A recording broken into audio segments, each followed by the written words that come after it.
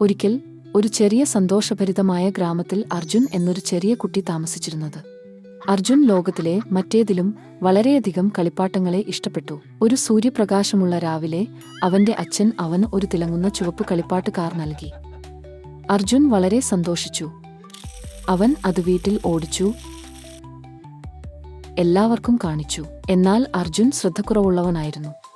അവൻ തന്റെ കളിപ്പാട്ട് കാർ മേശയുടെ കീഴിൽ വെച്ച് മറന്നുപോയി.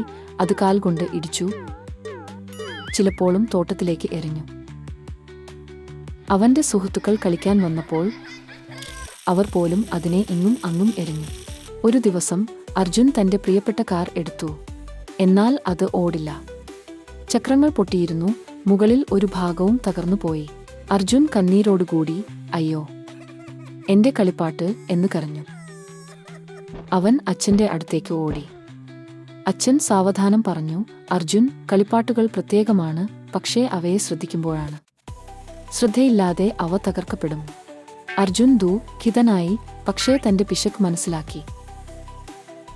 തന്റെ വസ്തുക്കളെ സുരക്ഷിതമായി സൂക്ഷിക്കുന്നത്, സാവധാനം കൈകാര്യം ചെയ്യുന്നത്, ശരിയായ സ്ഥലത്ത് വെക്കുന്നത് അവയെ ദൈർഘ്യം വരെ നിലനിർത്തുമെന്ന് അവൻ പഠിച്ചു. അതു ദിവസം മുതൽ അർജുൻ തന്റെ കളിപ്പാട്ടുകൾ ശ്രദ്ധാപൂർവം സൂക്ഷിച്ചു, കളിച്ചതിനുശേഷം ശുചീകരിച്ചു.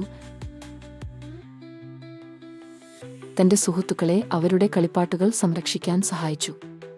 വേഗം അർജുനയുടെ കളിപ്പാട്ടുകൾ ദൈർഘ്യമേറിയ സമയം തെളിഞ്ഞും രസകരവുമായിരുന്നു. അവൻ മറ്റൊരു നല്ല കാര്യം കണ്ടു: ബാധ്യതയുടെ സന്തോഷം.